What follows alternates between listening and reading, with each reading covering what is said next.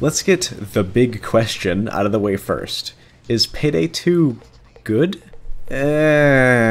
Objectively, absolutely not.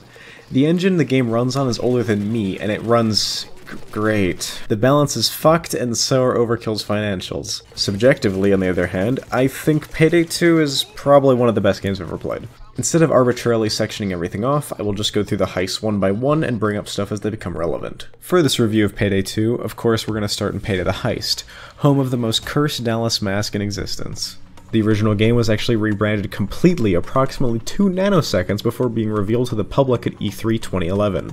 You sit up, you have your plan, you know it's gonna not work. Okay. And you go in and you know it's gonna be a shootout basically. Okay. The cop. Originally it was going to be called Stone Cold before they realized that someone would get a little upset about the name. There are some leftovers that snuck in though, like someone used textures and some voice lines. Stone Cold, baby! The original design document was basically just to make the movie Heat if it was a video game, because there weren't really any other ones with similar vibes. Even now, there aren't really a lot of good games with similar thematics to Payday. The only one I can really think of is GTA Online, and that doesn't really count because I specified good games. And you know what? Payday fucking kicked ass. You go to unique locales to rob people of their valuables, and in the process kill more cops than there are citizens of entire countries. Looking at the heist now, it certainly looks like an indie game from 2011, but gameplay-wise it's still super solid. It's also brutally hard. Oh no. We'll get to Payday 2's balance or lack thereof later, but relative to Payday 2's heisters, players in the heist are like wet sandpaper. The first map available in Payday the Heist is First World Bank, and just to hammer home the Heat thing, not only is the music exceptionally similar, but every character can give the same speech from the movie word for word at the beginning of the level. This is a robbery. We want to harm no one. We're after the Where's the goddamn manager? Not yours. Your money is insured by the federal government. You're not gonna lose a dime. Think of your beloved ones. Don't try to be a hero. Just shut up and stay down.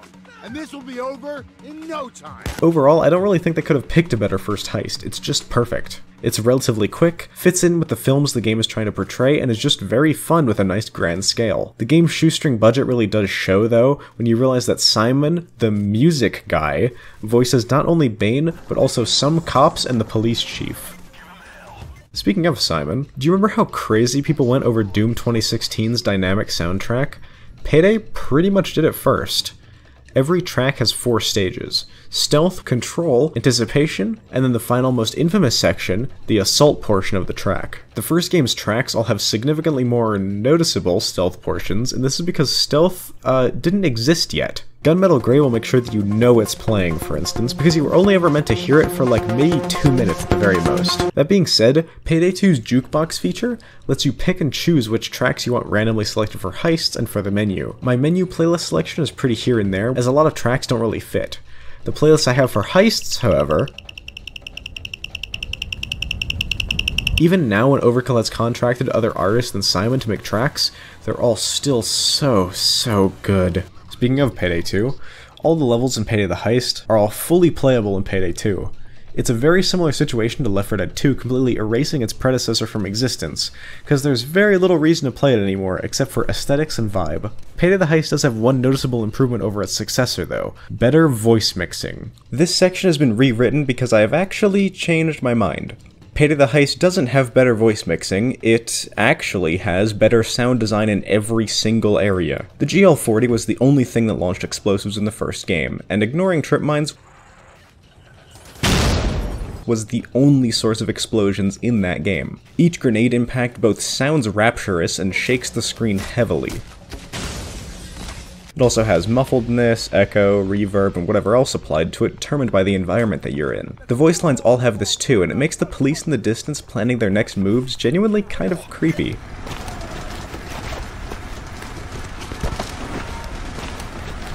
You, move it! Hey you, get the fuck up! Keep running! Go, go, go!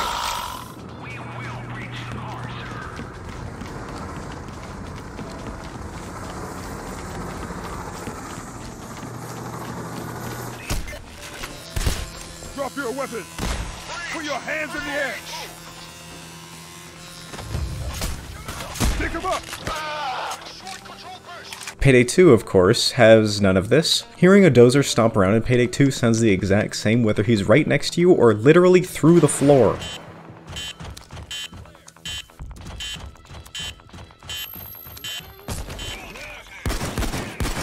Here's a fight at the midpoint of First World Bank in Payday the Heist. Pay attention to the sound design and voice lines. Firstly, the explosion is muffled when it's behind a wall. Then, while they advance, their voice lines imply they're going to keep firing, so I know to stay in cover.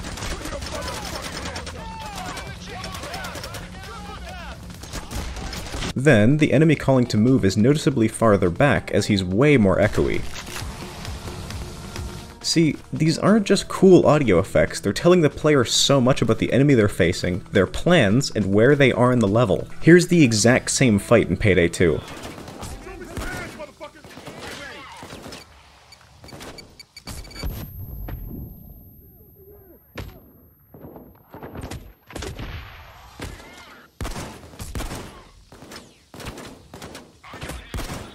So, not only am I getting swarmed like it's the Normandy landings, all of the explosions sound and feel forgettable, the enemy voice lines tell me absolutely fuck all, and I can't pinpoint where they are off sound. Awesome.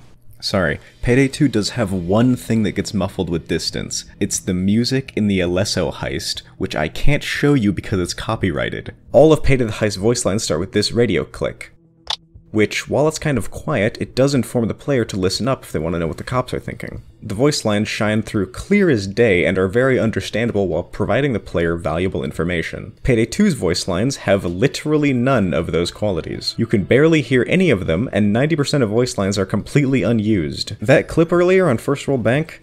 That was with these two mods on, which add a bunch of unused voice lines and actually makes them relatively audible. The vanilla game is even worse. If I could get Overkill to take anything away from this video, please change this. Please let your lovely voice direction shine through and make the cops and others actually audible. Maybe hire a real sound designer, is basically what I'm asking.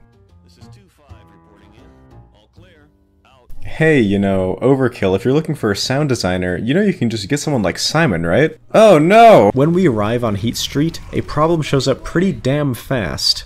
Overkill's map designers didn't really know what the fuck they were doing just yet. Every single map in the heist has a section that's far too open with no cover that doesn't really work with the mechanics presented. They work a lot better in Payday 2 as it's a lot more forgiving with methods to heal yourself, but it was absolutely brutal in the heist, and not really in a good way.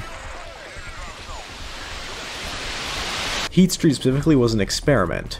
Instead of going somewhere to steal something, it's a run through a city street followed by an escort quest. As with most Payday 1 maps, there's no cover and long stretches of no man's land. Put it simply, it tried something new and it failed at it spectacularly. A lot of heists in the future also try something similar, and pretty much every single one of them fail, so this one will get brought up a lot. Let's slip into our roles in this little drug deal charade. Those junkies won't know what hit them before it's too late. That panic room they got in there is gonna be full of cash, and we're gonna take it all.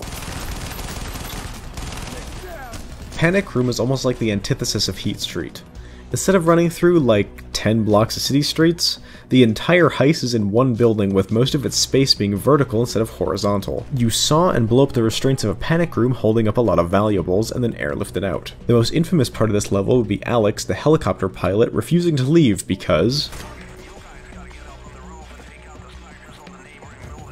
it makes sense from a gameplay perspective, but the way it's implemented is done pretty horribly, and enemies you can't even see because they just spawned out of sight count towards being on the roof. So you just sort of mindlessly shoot cops until you get lucky with the spawns. We'll need to take extreme measures to stop the prison trucks. I engineered some, trouble, and, yeah, this isn't gonna be a quiet one, guys.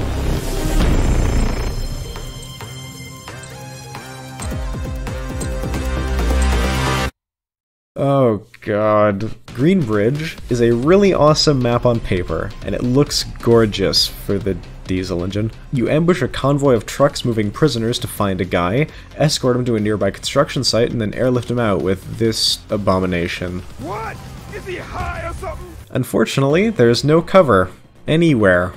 Eat shit and die. It probably takes the cake for the worst designed map in all of the first game, although it's competing really hard with Heat Street. Funnily enough, both have the same bit. You're escorting a guy through a long, narrow street with no cover. Funny how that works. Diamond Heist was the first level in the first game to be partially stealthable. The detection was laughable and primitive, much like it still is now, actually. But the concept is awesome. You hack some boxes and then try the codes for the big vault door. Most of the time, they don't work. And you have another half of the heist to do, which involves throwing a guy through the roof. Or the codes might just work. You can complete the entire heist in about 3 minutes when this happens. What the hell kind of response time is that? Do the cops live here? Are they growing bacon up there? Something did stand out to me quite a lot while I was getting this footage, though. The first game's heists are generally regarded as being more cinematic and cool, and it really shows through the voice lines. Bane constantly updates the crew on what's going on with pretty detailed callouts.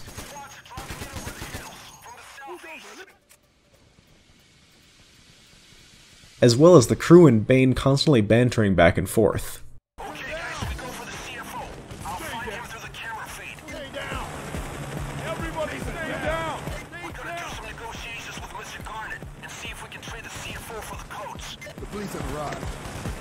Stay down, everyone! Stay where you want. Owner of the company. It's worth a try. I'm sure Mr. Garnet will pick up the phone. This is entirely absent in Payday 2, and it makes characters feel a lot more like shells of themselves mindlessly completing tasks. I've seen some people complain about this and then point to the 22 playable heisters in Payday 2 and say, oh, clearly the quantity is the problem. No, it's not. Yes, nowadays the Payday gang is made up of everyone from Ron Perlman to John Wick to Jacket to these two, but Payday 2 shipped with 4 heisters, and would you know it, back then they also didn't have these voice lines. They're absent because of a change in direction, and not because there's too many people to voice, although that would be a significant reason now. Honestly though, the lack of these voice lines is a significant downgrade, and it would add so much if it was included. Such a dream is pretty much kept for Game 3 though, and I doubt they're going to be bringing Simon Viklund back to record some 50 hours of voice lines when there's no financial incentive to do so. Slaughterhouse is also there. The latter half of the heist takes place exclusively in Container Hell, where you're flanked by snipers at literally every single angle.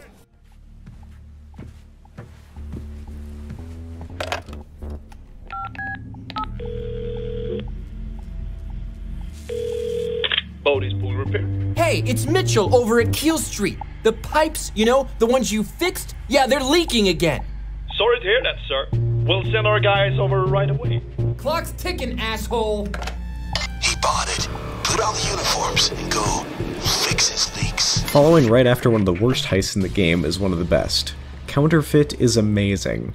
Rich bastards with counterfeit money plates are in the basement, and you go steal them while posing as repairmen. Similarly to Diamond Heist, it has pseudo-stealth where you take out some police officers investigating the place before going loud proper.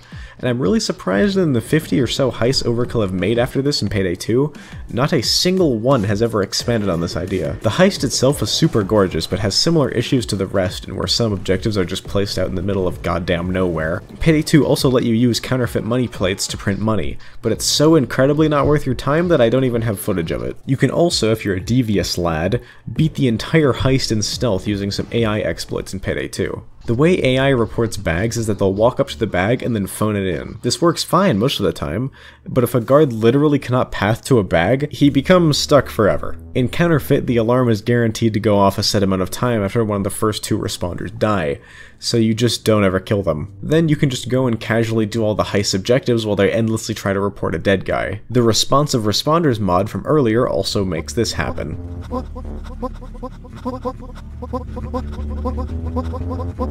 90 seconds after you start pumping the water into the safe, 3 shields will spawn in one of 2 locations that will then path towards the exit manhole. You even used to be able to print money fully in stealth, which was hilarious, but it has since been patched, quite tragically. Undercover's bit is that you have around 2 to 3 minutes of prep time before the heist begins proper. You're watching over a deal between a dude in a white shirt called Taxman trying to trade a server with 25 million in Bitcoin with another party. He gets set up by the IRS and then holes up in his limo. While this is going on, the gang scours the building across the street for any and all boards they can find to put up in specific locations. You can block windows, silence on the roof, or cloaker vents with them. This map is pretty infamous for the amount of sniper spawns, which on one hand is awful because you get deleted for sneezing too hard on the roof, but on the other hand is kind of okay as it does force the player to interact with the whole heist gimmick, the boards and planning ahead. As you might expect, if everything goes to plan, you're fucked. Alex grabs Taxman's limo with a magnet and throws him on the roof. If he lands properly, good luck with getting him out. After you do, you take him in the server and then interrogate him for the password recovery phrase. After you get in, you grab the server and then die to snipers. You're breaking up. Can you hear me okay? Yeah. Run the plan. Right. Hold the door. Yeah, come on in. Why, thank you. And may I say you two are the finest dressed nurses in the whole hospital. When we're done. Oh, you old fart. I'll kill him first. Okay, you got that? Computer, blood sample, validation, and then... In Payday the Heist, No Mercy is the predecessor to Left 4 Dead, and the Payday crew are directly responsible for the green flu by stealing this dude's blood and turning him into a smoker. In Payday 2, it's entirely recontextualized as getting some unknown virus from this guy, for plot reasons that I really don't want to get into for another hour. The heist itself is pretty fun and ridiculously close quarters. Bulldozer! It's a motherfucking bulldozer! Bag, anyone? Bulldozer, eliminate! Medic bag! Right here! It also has optional pseudo-stealth that's a lot more of a pain in the ass thanks to civs being all over the place rather than grouped up. Get down! Don't kill civilians. Take 3 shots only. If you do succeed at it, then you get to dress up in scrubs and try to guess at which patient is the one you need, which is super unique. Then at the end, Bane says the funny line. Hurry! Hurry! You on the left for dead. Now that is all the heists from the first game, but Payday the Heist also housed a pretty big secret Easter egg, the kind of thing creepypastas are made out of. If you manage to get your gaggle of 4 max level goobers to stand in specific spots in First World Bank on the highest difficulty, a magic drill would appear. After waiting 2 entire hours for it to finish, you enter this room. If you press most of these tiles, the room floods with gas and you just wasted 2 hours. But using a carbon counterfeit as a code, you touch a few specific floor tiles and the vault opens, with tons of Mayan gold inside. Nowadays, this can be done on any difficulty with a half drill time. It was also fully ported to Payday 2, but you have to actually move the bags, which makes it completely fucking awful. Payday 2 was an enormously ambitious step up from the first game. It promised double the heists at launch, an entire RPG skill tree, optionally stealthable heists, like a billion firearms, and most importantly, a live service, constantly updated model. If Payday 2 were to remain in its launch build for the rest of time, it would probably redound as a pretty average game in the same way that the Heist is looked at now. But here we are, nearing 10 years after its initial launch, and the game is still getting updates, although this is largely because of some drama that I'll go over later. There have been a lot of gameplay changes from the first game, as tends to happen with sequels. Bags, as you just saw, have to be physically moved now instead of their contents just being eaten on the spot, and it's the worst change ever. The new stealth system is several feet more advanced than its Payday the Heist counterpart. The way detection works is very arbitrary. When standing or sprinting, your detection range and rate goes up faster than if you were just crouching, but how fast you're actually moving isn't taken into consideration at all. So, the most optimal way to move through the level is by sprinting, jumping, and then crouching all in the span of a few frames. You either do the first 2 steps around corners, or just hope the enemy detection ticks don't happen during the first few frames where you're sprinting, and you will just soar past people who have absolutely no idea that you're there. Enemies only ever use people's heads for detection, which means you can shove civilians' heads into walls to make them invisible. Additionally, thanks to Payday 2's low tick rate and some luck, there's a really solid chance you can just, whoops, don't mind me, pass several guards and civilians. Coming from floor 2, heading to the gate. Let me show you something that you can do right in the comfort of your own home right now. In any stealth heist, fire a silent shotgun at a guard through a wall at close range while they're standing still. Huh.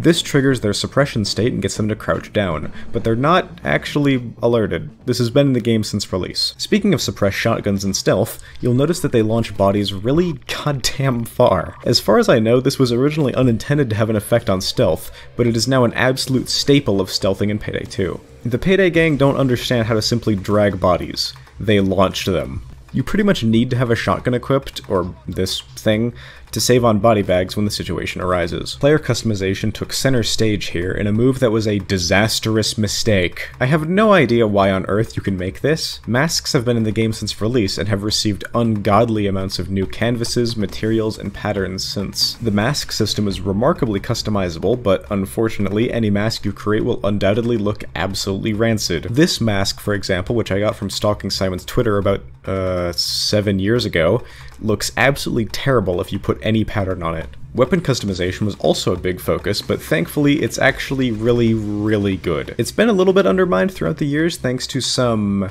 exceptionally questionable balance changes, but the weaponsmithing system is still amazing. Before the release of Payday 2, they hyped it up with the Payday 2 web series, which was originally intended to be a sort of long-form TV show style thing set in the Payday universe. In-game, clips of it are still used everywhere, albeit with pretty intensive filters overlaid. To put it simply, it sucked, but to put it a little bit more concisely, it's incredible. On a technical level, it is cringy and awful, and Houston is somehow convinced that they're somehow good people.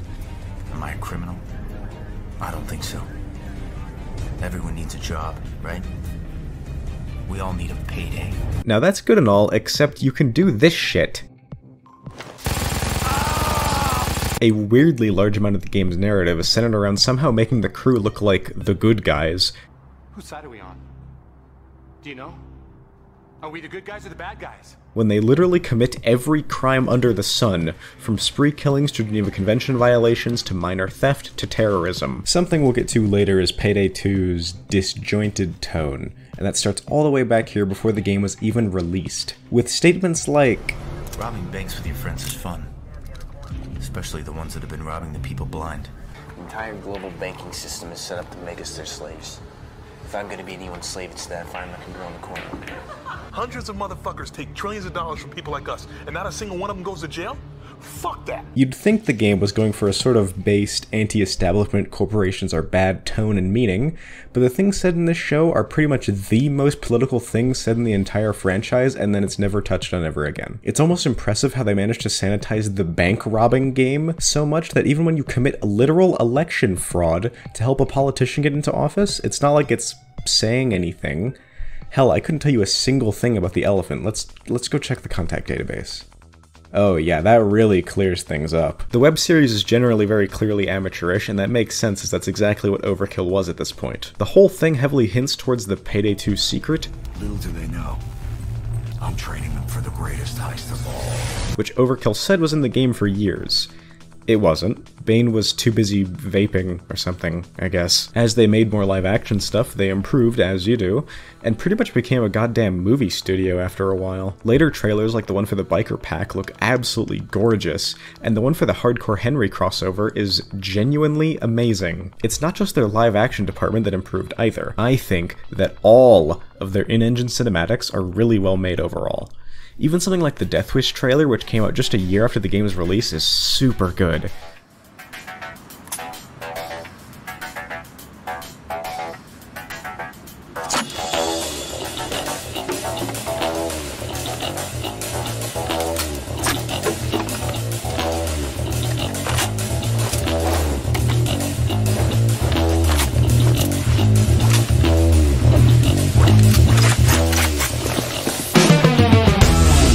Proper trailer ever released for the game, Freeze, is amazing. This isn't really all that surprising, as the animators at Overkill were always some of the best in the industry, in my opinion. For a long time after Payday 2's release, for interactions people would just sort of aggressively stare at objects until things happened, but in 2017, oh god, 5 years ago now, we did actually get an interaction animation. It looks like this. This also came with a whole host of new animations made by then lead animator Overkill, Knifin'. All of his animations are exceptional, by the way, and all of Payday weapons in general have absolutely astonishingly fantastic weapon animations. But that big third-person animation overhaul was 5 years ago. Overkill has been going through a pretty rough time since then, and as you might expect, any new weapons haven't really gotten any new third-person animations, which is exactly why you reload this abomination of a firearm like this in third person. This video by another animator mentions how something like this is done with a lot less effort by other developers by simply offsetting the hand model for different weapons. But because Payday 2's engine is about as modern as moldy cheese, it just straight up wasn't an available tool for them. And now in a modern game you would have an IK system, so you could just IK offset, just move the left hand down so it fits. But we hadn't that kind of luxury in Diesel, so we had to just have generic movement sets. Because otherwise, just for this easy fix, we would be forced to make all the movements for this weapon again, and that would be too many animations. That would be too expensive. Diesel is kind of a piece of shit engine. As you might expect from the name, it was originally made for a racing game released in 2001. Like I mentioned before, that's literally older than me. Now, some engines, namely Source, have roots in games from nearly 30 years ago now, which is the digital equivalent of your modern government being modeled after the Roman Republic. Games who still run on something like a heavily modified id Tech engine can be fine. John Carmack was a genius after all, and basing your work off of his is definitely not a bad idea. There's nothing inherently wrong working with a very modified version of a very old engine. But Diesel is a lot more Bethesda Gamebryo than Valve's Source.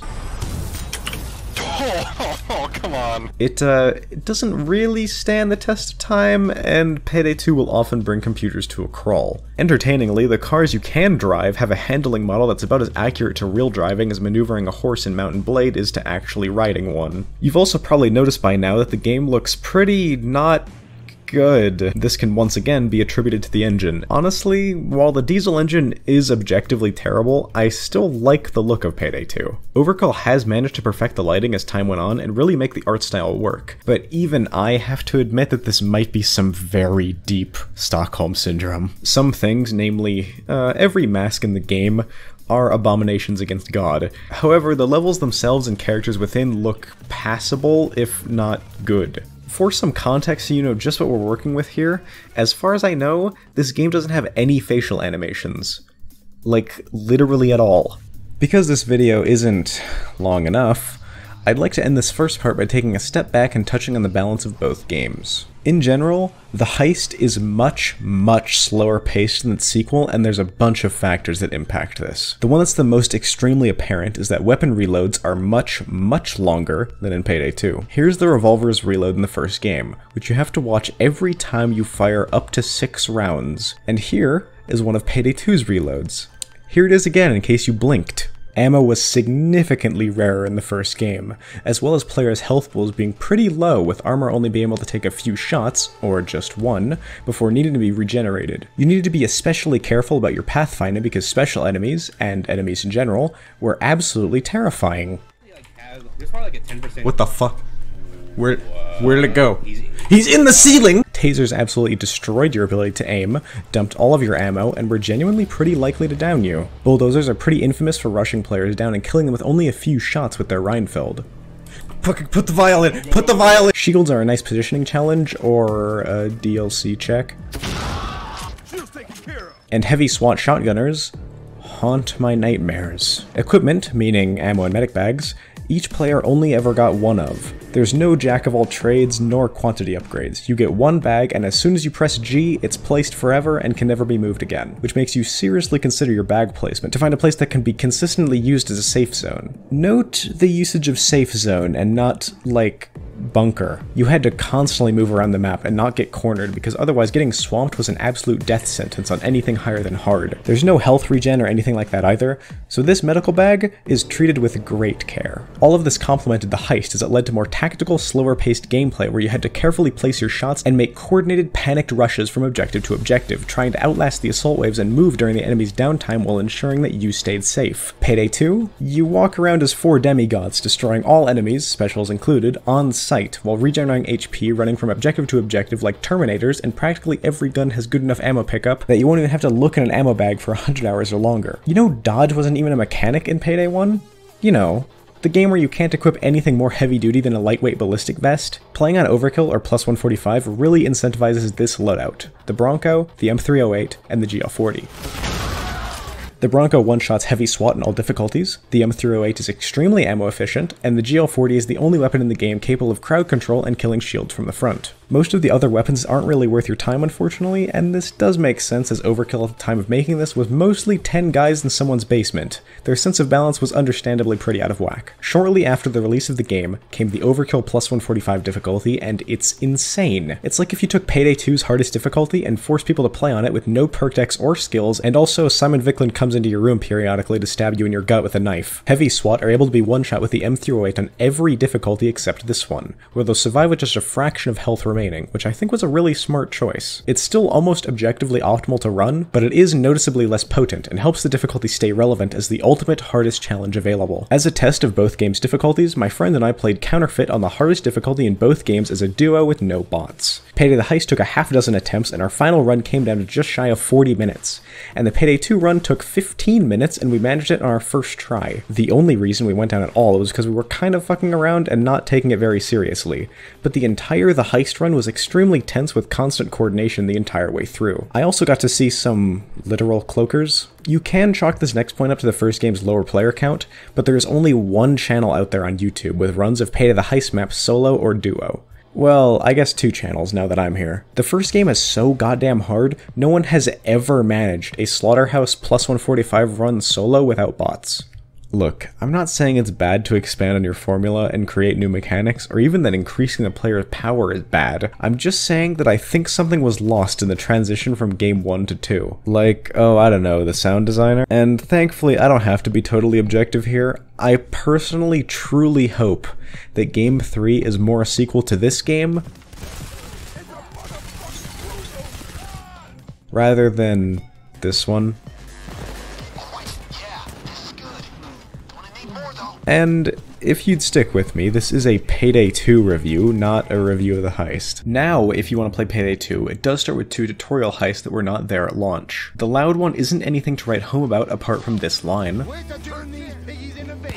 And the stealth one is also boring, but entertainingly breakable at least. All of them, with the exception of the first stealth tutorial, are just reused and modified heists from base Payday 2, with Nightclub, one of the transport heists, and Framing Frame Day 2 being bastardized. Canonically, ignoring the tutorial heists, this is the first one in the Payday 2 timeline. Coming from someone who played the game at launch, I will say that going from No Mercy's quite climactic finale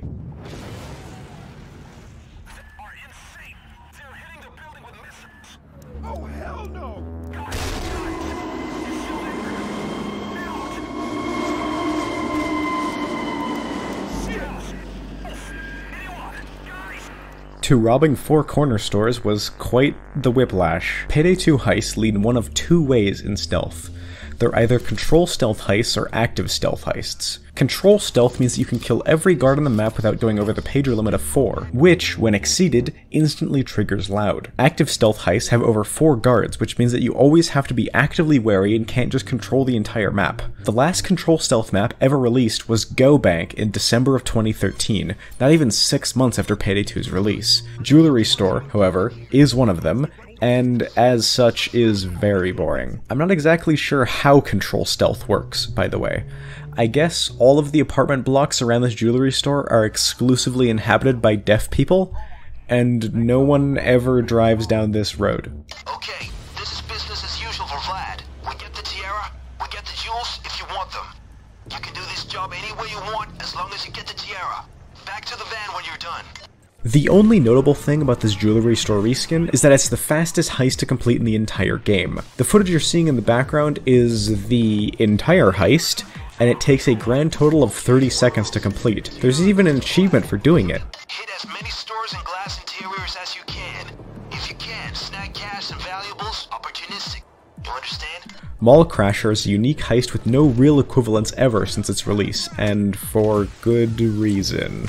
You go into a mall, shoot random shit, and then you get airlifted out. The deal damage objective can be completed in about half a minute with some explosives and reckless disregard for civilian life. The entire heist can be entirely unintentionally completed in stealth by smashing bottles for half an hour. Wouldn't recommend. Okay folks, my guy stashed the thermal drill for the bank vault in the parking lot, so get that first. Watch for guards. Keep an eye out for cameras. Where there's cameras, there's usually a security room. Money time. A classic. Home of the freeze trailer and many, many hours of my life. Stealth is control and thus incredibly boring, but loud is super fun. It's a really basic heist, but that's not a knock against it at all. It was the only heist in the game where you had to rob a bank in fucking Payday at release. It's also home to the least observant civvies of all time. On top of the standard police force that the enemies can throw at you, there's also a handful of special enemies with unique abilities. Payday 2 added 3 new special enemies on top of the heist shield, cloaker, bulldozer, and taser. The spitter, the charger, and the jockey... oh, wait, shit, wrong game. At launch, Payday 2 had no additional special enemies, but now there are 4 more. The SWAT turret, which was an abomination of an addition released in 2015, Captain Winters also added later that year, and then finally, the medic in 2016. Also, there's this guy now, I guess. Vlad is probably right about the police being quick on the draw here. Get in and get out fast after you empty the manager's safe. And Wolf, stay off the dance floor. Nightclub is probably one of, if not the first heist finished for Payday 2. Like Ukrainian Job, it has some Bane voiceovers with a filter so radically different from the rest of the game that I can only assume they were made way before other stuff was finalized. Yes, that's pay dirt. Now bag that stuff and hang tight. And it's different to the point where I didn't even realize it was meant to be Bane until years after the game released. I am not very smart. Oh shit! What now, huh? The FBI's onto us. Guns up! Don't lose that coke! Watch Dogs is a multi-day heist, which basically means several heists that have some sort of narrative connection and you play one after the other. The UI implies it can go up to a week in length, but no heist has ever actually been more than 3 days long, and most are just one. The most recent 3-day heist added was... oh. Watch Dogs has 2 days, and in the first one, you fight out of a truck to secure cocaine, and then leave. And in the second day, you throw the coke that you secured, 4 at a time, at a boat, while defending a warehouse. It's pretty good, although not very noteworthy. The Mendozas are gonna be busy loading their guns in the warehouse. Go in and hit them fast before they go all Lord of War on you. Get those weapons and destroy them. Once you're in, find the crates and destroy them, or bring them back. Wanna do more? Be my guest. Firestarter is the first 3-day heist here. Technically, the first day of Firestarter can be completed in stealth, but it is so unbelievably unintentional and hard as hell that it's not even realistically possible to list here. The second day is home to the most aggravating achievement ever devised, and otherwise is pretty fun. It's a damn good stealth level, and a mediocre to okay loud one. You go in to steal the FBI server with some MacGuffin on it, which leads to day 3. One door left, then we get the server. FBI's gonna shit themselves. Also, there's a goat. Day 3 is a bank heist reskin with a godly Marie in a top hat video. Oh, that's a lot of money, eh? Can I have some money? Money? What the burn? I don't know how the bikers know we're coming, but they do. Maybe all that meth they're doing gives them the 6th sense. Anyway, get close, hit him hard, find the safe, and get whatever intel you can find there. Take all of it. God, this heist fucking sucks. The first day used to have cool and interesting stealth where if any loud firearms were shot, the heist went loud instantly, turning it into a bit of a Twitch shooter. But now, no one cares about the gunfire and can be ECM rushed in about a minute. Day 2, on the other hand, is one of the worst levels in the game. Don't play this one. Why do they have a sweatshop in the fucking basement of a millionaire's home dedicated to science? You're almost at the gallery. Slip in, avoid cameras, guards, and motion detectors. Security's high because of a bomb threat. Anyway, find the paintings marked as sold and take them. We need at least 4 to be safe. Now, you may notice I don't have any friends with me on this one, and that's because I didn't want to force any other human being to play this abomination of a level in stealth, which is clearly designed for. It's a 3-day heist, and the first 2 days are okay. You break into an art gallery with questionable paintings, steal them, put spy cams in them between days 1 and 2, and then trade them with the senator's third party. These paintings are then used as cameras on day 3. Your goal is to find 5 of his random electronic devices that can blend into whatever surface they're on to find the vault, and then you put 8 bags of cocaine into it in active stealth to frame him. That sounds okay, but you can just find the vault, and going into it is never mandatory. You should start the heist with the 8 bags of coke with you already, and scale to the amount of players in the lobby, and then have have the vault part optional at the end. If you get any vault location other than this one, do yourself a favor and restart the heist instantly. While recording for this, I got the worst vault spawn 5 goddamn times in a row. To give you an idea of just how bad it is, when guards see the open bookshelf that leads to the vault, they get alerted instantly. The best spawn is in this tiny room with no windows or sightlines. One of them is in this little nook with 2 corridors that can see into them. And the worst one is in this gigantic room where guards roam into constantly, and if just one is in the room, you can't open the bookshelf to the vault.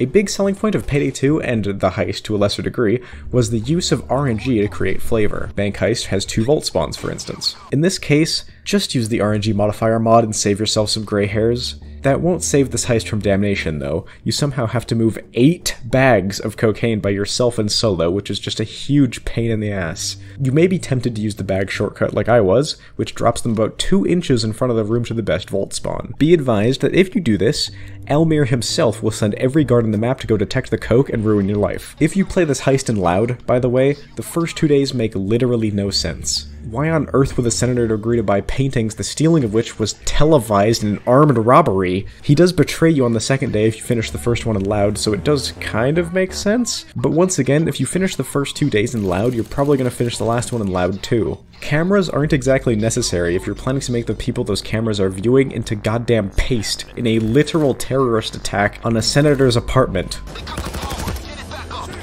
Oh my god. Actually, Bane, I was thinking about leaving it down. Crazy how the lights stay on, though. I'll pack this info into files and get it ready to stream it to the press. Bane, generally, data comes in files. See, the fucked up part is the original basis of this mission is like, okay, we have to frame this political opponent for like wrongdoings, right? We're gonna like break into his place, we're gonna like plant data, and we're gonna steal his shit, and then it's gonna like ruin his campaign. And then the loud version is you go in and it goes, oh, okay, actually, he's done 18 bajillion heinous things and all the evidence is here on his personal server. We just need to grab that and go. And it's like, why can't you do that in the quiet version? Like, why can't you just go like, oh, we don't even need to frame this guy. We can keep the gold and the cocaine and just do this. And then you sit there in a room for 6 minutes while the computer does its thing and Bane goes, ooh, I need to put this into files. The lab.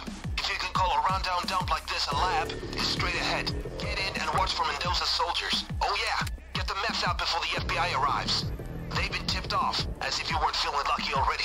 Rats is an incredibly unique heist in that how competent the players are directly dictates the outcome of the second day. In the first day, you cook meth using ingredients that are scattered around the house, and 3 bags is the quote-unquote minimum. Bring extra and you get paid more, and if you bring less, the gangsters who you're trading the meth with will shoot you on sight. You trade the meth for information which directly leads into the third day. You can also take the meth back after trading it with them for extra money, which you should always do. The third day consists of shooting a bunch of gangsters in a bus and then leaving. There's pretty much nothing to it. And no, I don't really know what happened with that guy. This was pretty much the only heist ran for a long while after Payday 2's release, due to its ridiculously high payout relative to the alternatives available. Cooking on the first day used to be a hassle where one of Bane's lines was just arbitrarily wrong, and if you heard one specific line talking about caustic soda, following would blow up the lab. As lines aren't synced up between players, this was always so much fun in public games. I'm not sure if it was ever confirmed whether or not this was a bug or if it was intentional. After Lab Rats was released, all of his voice lines got changed, and now cooking is pretty easy. Thank God. Watch out for those spider dozers, though. Oh man, that's all the heists from Vanilla Payday 2. There's still another 54 to get through. Let's take a detour and talk about balance for a little bit. The Heist's barely there leveling system has been totally overhauled to 4, now 5, skill trees. They've been totally revamped a couple of times since release, and this is what we have now. On top of this, we have perk decks, which are incredibly overpowered extra bonuses on top of your standard build. The balance of the game isn't really there much anymore. 2 UMP-45 stuffed in your pants is more concealable than just about every single rifle in the entire game, for instance. The game has been a long time sufferer from power creep, and using pretty much any weapon from the base game now is just worse than newer alternatives. Balanced is a hard thing to quantify because of how the difficulties work. perk. Normal through very hard are so piss easy that you should pretty much never do them unless you have less than a dozen hours in the game. For a long time, Overkill and Deathwish were the only real difficulties. Overkill for brainless shooting, and Deathwish for slightly less brainless shooting. There was a pretty significant difficulty gap between these two,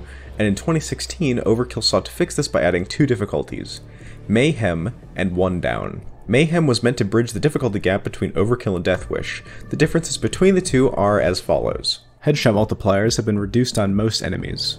That's it. I'm not joking either, these difficulties are basically the exact same. Do yourself a favor and don't play it ever. The other difficulty added was 1 down, which was a sponge simulator with numbers so inflated that the optimal way to play was to use medieval weaponry. The numbers have definitely been toned down quite a bit, but they're still so high relative to the rest of the game that when I talk about whether something is balanced or good, I will be explicitly referring to 1 down and death sentence. Every single build and firearm in the game works on Deathwish and below.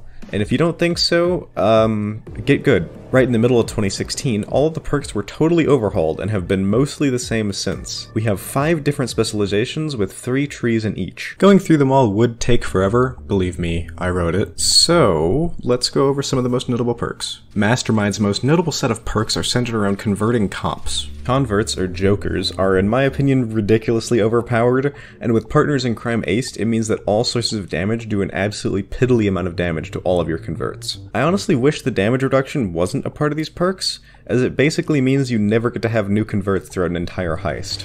Is there anywhere where a motherfucker can get a, a cop that's willing to just fucking shoot his compatriots? If you're curious why exactly you can look at a cop for roughly 4 milliseconds and instantly convince him to kill all of his friends, the answer is a little horrifying. When you convert someone, you'll notice they look at their chest and say something like,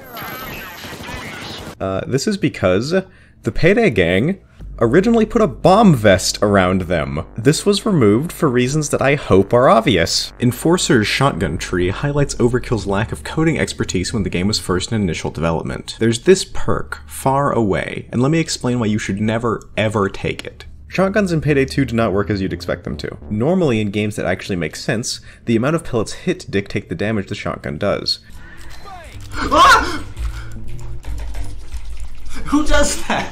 Who builds there? What do you mean? No, it's a good spot, Evan. I killed you. I don't know. Sound mad. That's bad. So mad. I killed you. I don't know. But in Payday 2, if only 1 pellet hits, you deal max damage to the target. This means that the ideal way to use these weapons is by crangling their accuracy stat as low as it can possibly go and then shooting clumps of enemies from relatively long range. Weapons do have an optimal range stat now, and it is totally a lie. Every single weapon in the game is optimally used at close range except shotguns, which are good at all ranges because of how the damage is calculated. So there's really no reason you'd ever want more accuracy on your shotgun unless it's for sniping snipers. In that case, you have a second gun. For God's sake, that secondary can be a sniper now. The concept of primary and secondary weapons barely exists anymore, they're just weapons. Neither is stronger than the other, really. Wolf's technician trees are all pretty boring. The drill skills present in this tree are bad, and actively getting worse all the time. Drills have been constantly shied away from in recent years, which is definitely for the better, so investing in them is bound to not give you any return.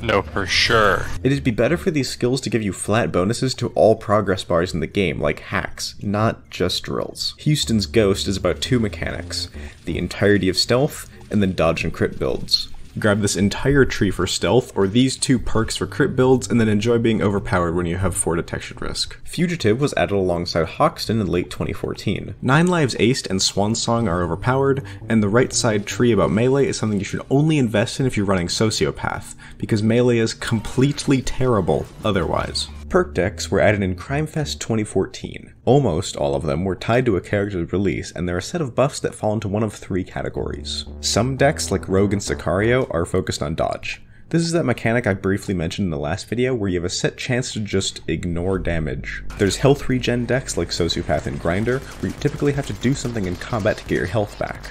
or in Muscle's case, weight very intensely. And the last set of decks are focused on armor regen. They play similarly to health regen decks, but tend to be better. There's also the last set of multi-classing decks, which try to do more than one of these things or none of them at all. With the sole exception of maybe Sicario, and that's debatably not even focusing on more than one mechanic, all of them are terrible. In general, I find health regen decks to be the most fun, dodge decks to be good if occasionally inconsistent, and armor regen decks are probably your best bet. The reason that they're so good is because of a little mechanic called armor gating. With any enemy, with the exception of snipers, shoots you, they first do damage to your armor, and then after it's broken, to your health. The leftover damage from the shot that breaks your armor is lost to the aether. And so, the optimal way to play is by constantly regenerating your armor through perks like Bullseye and perk decks like Anarchist. Health regen is a lot less impactful because it can be lost so much easier relative to armor, which comes back all on its own and is much more impactful to fully invest in.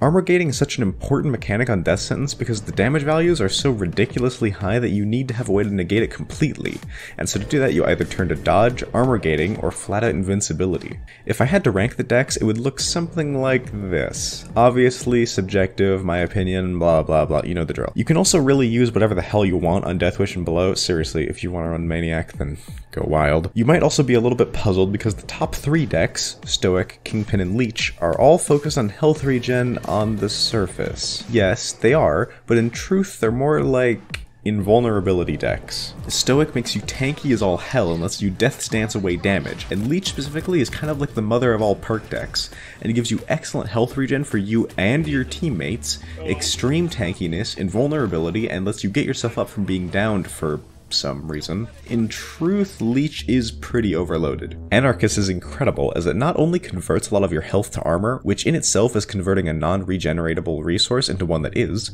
it's also very good at armor gating because all you have to do is shoot people and then it will happen constantly. Sicario is the best dodge deck in the game because it gives you both a very good dodge chance and lets you armor gate with it. Grinder, Muscle, and Sociopath to a degree all focus on health regen. They're super fun to use, but as mentioned earlier, flat health regen with no extra bells or whistles is pretty bad on Death Sentence because you get one shot by everything regardless. I would like to make a quick note here that these decks are by no means bad, not at all. Most are quite good actually, but you have pretty much no reason to use them over other alternatives. Crew Chief's buffs are health regen oriented and have pretty low numbers, just use Muscle. Rogue is subjectively worse than Sicario. Infiltrator is far, far worse than Sociopath.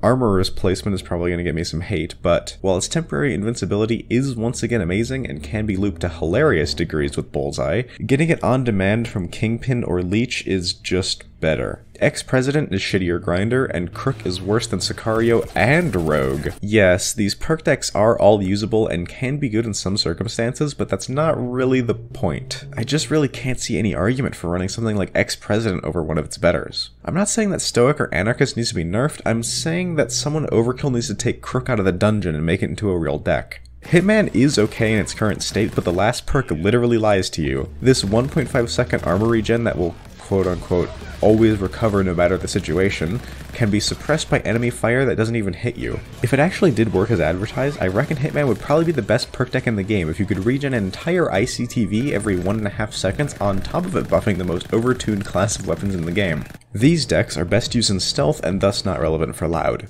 I've heard rumors that Hacker is very good in loud, but to this day no one has ever actually played with it.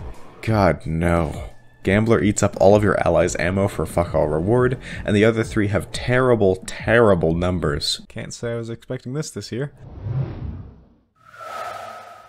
A couple months ago, I shut down my video production schedule to spend an entire month writing a 25,000 word script about one of the best games I've ever played. Originally, as I stated at the end of the first video, I wanted to make 4 videos about Payday, covering the game previous, its base game, its DLC, and then what's coming next respectively. Covering its DLC was daunting. That gargantuan script had a video essay per heist, and frankly, I can't make this. To give some proper context on how long 25,000 words is, this video script is 2,000. So extend the length out about 10.5 times, and not including heist intros. So that's all getting burned. I'll probably put a paste bin of it up on my Patreon or something, but I need to talk about Payday and finish this up, or it will haunt me for the rest of my days. This video is going to be a little different because Well, I already talked about why I have so many hours in this game. Let's quickfire 2013 through 2017. 2013 was the year of the game's release. The only notable additions outside of a lot of really funny fixes were the armored transport heists and the first gauge weapon pack. The transport heists are now widely considered some of the worst in the entire game, and these 3 guns are so interchangeable with the rest of the arsenal, I have no idea why you would pay for them. 2014 brought us the infamy system, more gauge weapon packs, the cloaker from Payday the Heist, 5 of the best heists in the entire game, and Grimfest. The heists are good. Look, I don't have time for this. How else am I gonna get to the part where Giancarlo Despacito turns into an immortal demon? What is that I hear? Rats in the cellar. 2015 brought... I can't stand doing this either. It feels like I'm slowly reading out all of Overkill's crimes throughout the years, while they stand trial for managing to blow away billions of dollars on Bo Anderson's various crazed ideas before he was responsible for getting the company raided by police right before he fled the country, and the company's CFO was convicted for gross insider crimes before being acquitted for them. I didn't even mention that he's probably the reason Wolf hasn't gotten voice lines for an entire decade. So hey, did y'all hear about this flaming pile of dung heap? This looks like the most creatively bankrupt game I've ever seen in my entire life, and I've played Hatred. They brought in Chains' voice actor as a contractor in what I can only assume was some attempt to get cred with the Payday crowd, but now that Payday 3 is announced to be coming out this year, I think this will probably sell about as well as the Game Sphere. Well, this video to Hush My Demons is turning out like a fever dream so far. Look, you're in this now. You're here with me. You will leave a comment on this video, you will tweet it to @overkill_TM. After long deliberation, I've decided that nothing before 2017 matters. It only contained like 90% of my playtime. Throughout all this time, there was many a plot thread created and dropped unceremoniously, like Jiro coming to the Payday gang to find his son Kento, which they never did. At the end of 2017, Overkill hired a new writer called Wordsmith, and in the span of a year, he managed to somehow wrap up every single loose plot thread in an interesting mystery of mysticism and intrigue, which ended with Bane becoming Joe Biden. This man no longer works at Overkill, and that is a disaster. Hearing Bane getting iced at the end of Reservoir Dogs and then seeing him in person was like seeing some Midas Gold magic the first time around. Unsurprisingly, the plot elements of all future heists are noticeably way worse. Go to this barn to make weapons. That's it, that's the heist. Payday 3 has been confirmed to be on Unreal Engine for a couple years now, and thank God. You can tell to the extent the diesel engine runs like Bob when the game being on Unreal is a major selling point. I'm going to be real though, my expectations are absolutely bottom of the barrel. Overkill's track record for releases are an okay game, a buggy desync prone mess, a game abandoned after mere months, and a game pulled from Steam for being that bad. Most of the people who worked on Payday the Heist don't even work at Overkill anymore. They work at 10 Chambers. But let's wildly speculate on how good the game could be. Regardless, as I've said in previous videos, I desperately hope that they make the game more like Payday the Heist and less like Payday 2. Bring back the cool audio effects, take away the billions of ways to regen health, make it more lethal intense, remove half of the difficulties because why are they even there, and give us more character interactions. And for the love of God, do not add a stealth hacking minigame. The way pagers currently work is a little too binary, but playing Simon Says would be so much worse. If you're going to keep the current format of guards having pagers, killing guards should add more level hazards, not 5 strikes and you're out. The game rewarding you more for stealth is also baffling when it's objectively easier than loud. Here is a very simple fix. Have loud and stealth give you different rewards. Extra XP for loud, extra money for stealth. Payday 2 even does this with the elephant giving you extra cash if you keep Election Day quiet. Let me give you my I'm totally a professional game designer stealth rebalance. Some of the most consistently entertaining stealth experiences in games for me have been when enemies knew I was around but I was able to avoid them with my huge, continent-spanning brain. Payday 2 has none of this. Either enemies know you're there and will alert the entire map imminently, or no one knows that you're there. And so here's what I propose. Pagers are out, and replaced with an alert gauge similar to that of Mechanicus. Killing guards and being noticed by cameras makes this increment and spawns additional guards, changes the patrol pass of them and civs, maybe activates some additional cameras, and gives guards new barks. Instead of reporting in to tell the head of security everything's fine, they can mention things the players are doing, like commenting on open doors, missing persons, etc. They don't actually have to be alerted by these things, but just the act of commenting on things was what Fear did 20 years ago, and it's the reason people still praise it for having exceptional AI.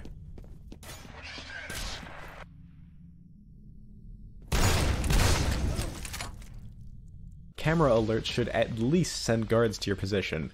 Maybe, if you're on high alert, call in a group of SWAT to clear the building who remain there for the rest of the level. Both Payday the Heist and Payday 2 even did this.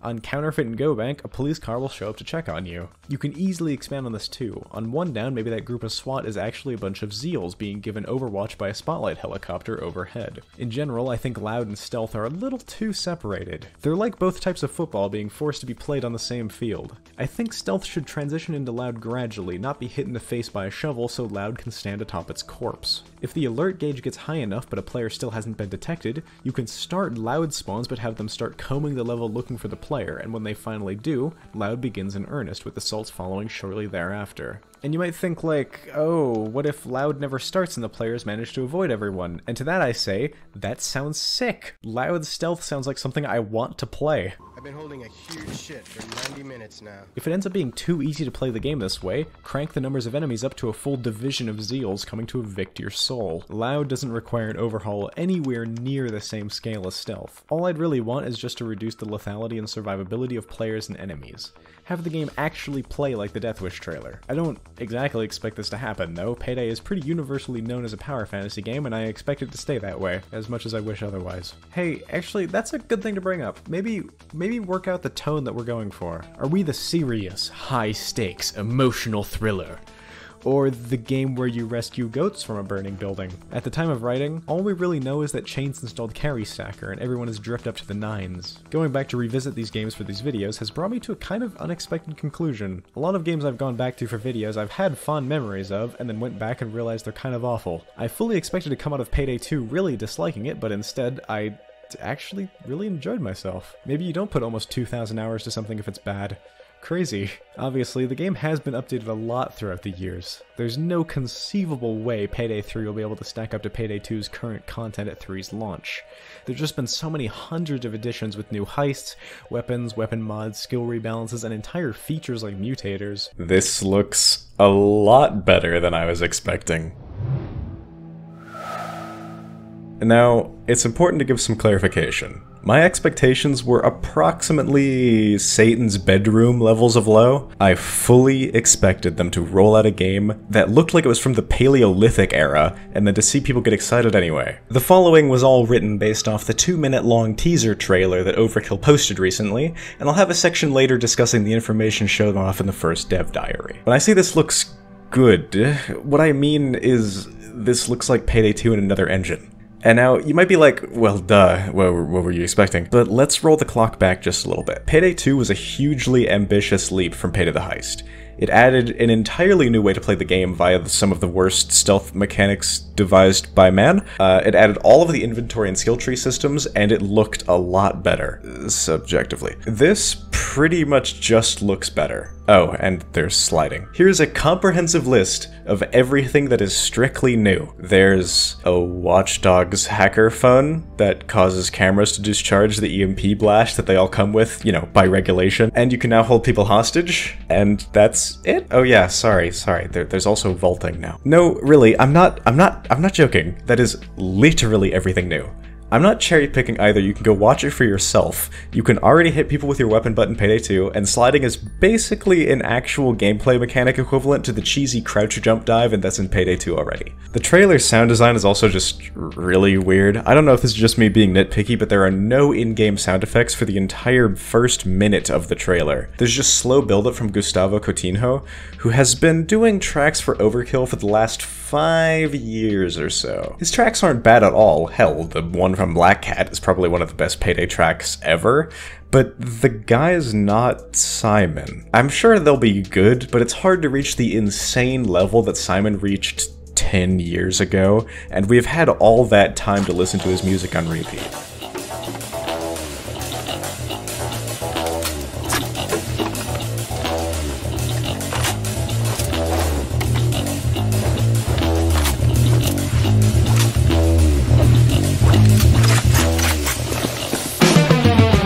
That actually segues nicely into another point, which is that I've seen all this before. I've played Payday. I've played a fucking lot of it. There ain't shit new here, Chief. Now, to be fair, Payday 2's engine is its biggest problem. I think I speak for everyone when I say that thank fuck Diesel is gone, but if you're expecting me to shell out another, Jesus Christ, 90 bucks! If you want $90 of money, you gotta give $90 worth of game. Now, you can say that $50 of that goes into the Season Pass, which frankly is insane, considering that's more than the asking price of the base game, but even if we take the base $40 edition, it doesn't really look like there's more here than Payday 2, but another one. Ask yourself, what is going to be in this game that couldn't have been in Payday 2? Well, the new engine is the big hitter, but if it's the same game underneath, then you may as well have just installed a texture pack for all that it actually matters. Like, wow, the animations look like they're from a game released this decade instead of from the fucking PS2. And though they try to hide it by never putting a close-up of someone's face in the entire trailer, you can tell pretty clearly that people still look like they're made of gelatinous clay rather than human features. I talked a while ago about wanting Payday 3 to take inspiration more from Payday the Heist rather than 2. Payday the Heist levels were grandiose adventures that resembled classic heist movies with crazy plans that dramatically go awry and force the heisters to improvise. What? Is he high or something? Payday 2 starts with a jewelry store. It took literal years to get a heist on that level. The first one was probably Shadow Raid or Big Bank. Payday 3 is back to corner store banks. The rest of what I wanted from Payday the Heist, we don't know if it's there yet. I wanted better sound design, more interactive dialogue, and slower paced combat. But, using my incredible powers of deduction and reasoning, I can conclude that as this trailer tried to give me epilepsy, something about that makes me doubt that it's going to try to be more subtle. I've mentioned before that I wanted more blending between stealth and loud, and I'm honestly amazed to say that this has been announced. From what we know so far based off the first Dev Diary video, sounds like they're adding 2 new phases on top of just stealth and loud. There's stealth, searching, negotiations, and then full-on loud. Searching is the one I'm looking forward to the most, and is similar to my loud stealth suggestion. I really hope this is more than just guards having different patrol paths. I really want to see stuff like SWAT getting called in to clear the level of players, acting as a new set of guards. New level hazards and, like, things being introduced would be great, and not just having guards walk around more. Negotiations seems like a really fancy way of saying control, and will likely be pretty boring and samey in every level. Hostages are basically useless in 2 as you can get a cop to cuff themselves in 2 seconds flat, so unless that gets removed, this entire phase will be largely pointless. Most of what I'm hoping for is based on flavor. I want to see the heisters converse, to comment, and debate on what to do. I want to see probably Locke have exchanges with the crew instead of just talking at them. I also want to see the cops expanded on as characters. They have the budget for plenty of voice actors now. Hell, they added 20 minutes of voice lines for Russians that only show up in one heist, and I'd love to see, you know, cop voice lines actually become audible with all the funny effects from the heist applied to them as well. There's so many voice lines in 2 that are excellent. Every single special except the shield has really good VO, and yet the only one you ever hear is the cloaker. This is less, I want better voice direction, and more, please just hire a sound designer? Payday 2 already has all of the amazing voice work, you just don't get to hear any of it because the sound mixing is fucked. Obviously you can't have Simon come back anymore, but just get someone? Oh, yeah. They also released an update to Payday 2 as well, which totally fucked matchmaking, which is pretty funny, honestly. The rest of the stuff people are complaining about, like mods not working, is pretty standard fare for every single update the game has ever received.